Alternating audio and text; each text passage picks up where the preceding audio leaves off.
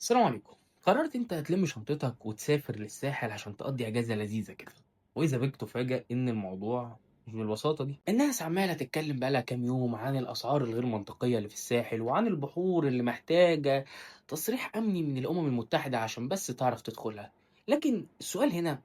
هو العيب فيك أنت والّا في أصحاب القرى والأماكن دي؟ الحقيقة المؤسفة يا صديقي إن العيب فيك أنت، لإن أنت اللي مصمم تعيش عيشة مش عيشتك، عيشة لا تتناسب مع قدراتك المالية إطلاقًا. أنت اللي قررت تروح مكان هيتمارس فيه عليك العنصرية بمنتهى الأريحية والبساطة، وده لإنك اقتحمت عالم على ناس مش شبهك، وعيشتهم وتفكيرهم وثقافتهم غير ثقافتك وتفكيرك تمامًا. يعني كونك عايز تدخل مارينا مراسي عشان تاخد فيها صورة وكأنها مقام لازم تروح تزوره في الصيف وتنزل صورة، انت ممكن ذات نفسك ما تكونش مهتم بالمكان او شايف انه مش هيضيف لك اي حاجة في سعادتك، لكن لازم عشان تقول لكل الناس ان انت رحت مراسي وان انت صيفت. وهنا بقى خلّيني أفاجئك مفاجأتين أنيل من بعض. أول واحدة إن ما حدش مهتم أساسًا، تاني مفاجأة إن كل اللي هيشوف الصور دي هيبقى عارف إن أنت داخل لافش QR ب1000 جنيه مشترك فيه أنت و78 واحد من صحابك، ولو حكيتها مع أي واحد owner هناك مثلًا، هتتعامل معاملة الإرهابي حرفيًا.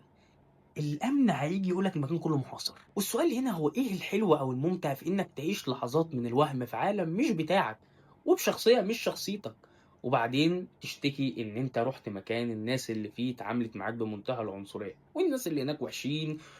وأكيد هم حرامية عشان أغنيا، وإنهم fake، مع إنك لو فكرت شوية هتلاقي إن الfake الحقيقي هو أنت مش هم، آه والله أنت، لإن أنت اللي داخل وسطهم وبتحاول تبقى زيهم وتعيش عيشتهم، مع إن ممكن فعلًا يكون عوجة لسانهم في الإنجليزي أو طريقة صرفهم المُبالغ فيها، دي عيشتهم وبيئتهم وثقافتهم، هم مش بيصطنعوها، وبعدين يعني هم ما عملوش حاجة جديدة، مارسوا عليك عنصرية، طب ما أنت عنصري وأنا عنصري، وكل البشر تقريبًا عندهم جانب عنصري ولكن بيحاولوا دايمًا يداروه، إحنا بس بنزعل وبننفجر لمّا العنصرية دي بتتمارس علينا، وأدّيك مثال بسيط جدًا يورّيك قد إيه إن أنت عنصري. أنت أساسًا في الطريق رايح أي مكان من دول، قُلت لصاحبك إن أنت فلتّ من بحور زي مطروح وإسكندرية عشان نتملّت بالفلاحين، طب ما دي عنصرية يالا، بُص لي هنا، ما دي عنصرية، اللي أنت قُلته ده جزء من العنصرية، أنت بس زعلت أوي واتجضيت لمّا اتمارست عليك، واتقال لك إن المايوه بتاعك غير مطابق لمواصفات البحر، أنت صُرت أوي وزعلت لمّا اتقال لك إن بحر المستأجرين غير بحر الملاك، وإن المستأجرين ما ينفعش ينزلوا بحر الملاك، مع إنك أنت ذات نفسك على جروب العمارة اللي أنت ساكن فيها بتتعامل أنت وكل الملاك اللي في العمارة دي إن الناس المستأجرين عندكم دول ناس يعني مسكنينهم معاكم صدقة، حلو، إن تمن الشقة بتاعتك دي ما يجيش ربع اللي أي واحد من دول دفعه في شاليه هناك، لكن أنت الإيجو بتاعك رفض إن العنصرية دي تتمارس عليك، لأ stop، وعقلك قرر إن أي حد معاه أي حاجة فيهم سواء عربية حلوة، شقة حلوة، مُزة حلوة، إن ده أكيد حرامي واللي وصّله لكده إنه حرامي. مع إنه الأرزاق بتاعة ربنا، وإنه مش شرط إنه يكون عشان غني يبقى حرامي، هو ممكن الراجل اجتهد وتعب وبقى غني،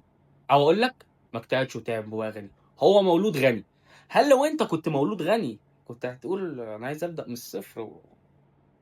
ربنا أراد له كده وأراد لك أنت كده، دي حاجة بتاعة ربنا، هنعترض؟ وبعدين قبل ما تيجي وتقول البنات لابسة لبس هناك عامل إزاي، وفين أهالي البنات دي، ده أنا شُفت شوية حاجات في الساحل، اسأل نفسك أصلًا أنت إيه اللي وداك أماكن زي ديّة؟ ما أنت ما تروحش يا أخويا تسهر لي في نايت وفي الآخر تقول لي أصل أنا متدين، لأ، أنت اللي رُحت مكان هتشوف فيه حاجات أنت مش عايز تشوفها، أو أقول لك أنت ممكن كنت رايح تشوف حاجات أنت عاوز تشوفها، بس لإنك ما قدرتش تطولها فقررت تهاجمها. أعلم لو كان معاك كل الصلاحيات والقدرات المالية دي كان زمانك بتشم بودرة دلوقتي. عايز تصيف وتتبسط أنت وأهلك وكل الناس اللي معاك في 100,000 مكان تقدر تعمل فيه ده، وما حدش هيكلمك لا على أكل بقى على البحر، ولا حد هيكلمك على لبسك، ولا حد هيكلمك على لبس أختك أو مراتك سواء بوركيني أو مش بوركيني، وهتعرف تعمل ده بمنتهى البساطة. عايز بقى تروح الأماكن اللي أنت بتشوفها عشان تقول للناس إنك رُحت وتفرّج الناس عليك، شيلها وِحِش. خلّي قدراتك هي اللي قدامك وعيش مع الواقع، ده مش عيب. أنت دلوقتي ما فيش حد فينا مش عايز يبقى أحسن، عادي إن أنت تبقى عايز تبقى أحسن، بس مش هتبقى أحسن وأنت بتجيب آخر تليفون بالقسط وزانق نفسك ومش لاقي تاكل، مش هتبقى أحسن وأنت رُحت تجيب عربية أنت مش قادر تدفع قسطها وقاطمة ضهرك ومخلياك مفلِّس، أنت كده مش غني، أنت كده ما زلت جربوع.